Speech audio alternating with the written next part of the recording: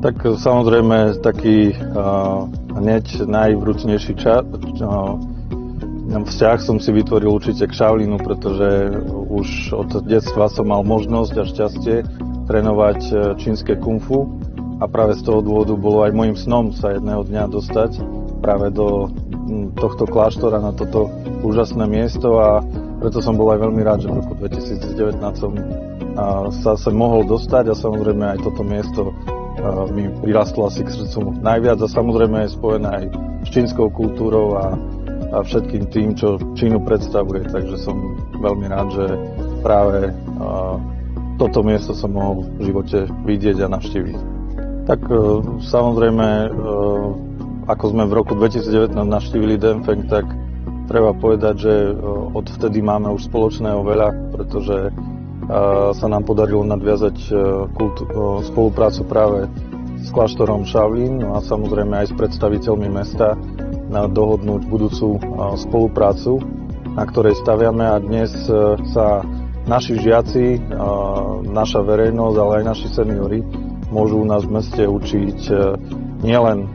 šaolínske kung fu, ale samozrejme spoznať aj čínsku kultúru, môžu sa vzdelávať v čínskom jazyku na našich školách a samozrejme týmto dochádza k prepojeniu aj našich kultúr a samozrejme my to veľmi ako Európania vítame, že jednoducho máme sa čo učiť aj od vás a samozrejme týmto zbližovať naše kultúry, vzájomne sa obohacovať o kultúrne, o vzdelávacie a mnohé iné aktivity, ktoré spoločne dokážeme robiť a rozvíjať ďalej. Tak samozrejme prišli sme preto viacerí, aby sme nadviazali spoluprácu aj v ďalších oblastiach, aby aj poviem, ľudia z našich úradov, našich cestovných kancelárií spoznali Zhengzhou, aby spoznali Denfeng a v podstate videli, čo všetko ste dokázali, čo všetko tu krásne máte a samozrejme zároveň sme vás prišli pozvať a prezentovať aj našu kultúru, naše mesto, náš región Horehronie, no a budeme samozrejme veľmi radi, keď nás navštívite a budeme sa zároveň aj obohacovať v rámci našich výmen, či už vo vzdelávaní, kultúre alebo ďalších a preto sa budeme snažiť prepájať a vytvárať priateľstva, ktoré sme prišli nadobudnúť aj dnes. Tak v prvom rade samozrejme sme staré historické kráľovské mesto, obkolesené národnými parkami, krásnou prírodou, vrchmi, ktoré umožňujú letnú aj zimnú turistiku,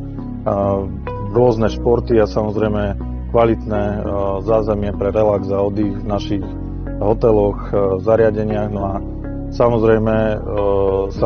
naša pohostinnosť je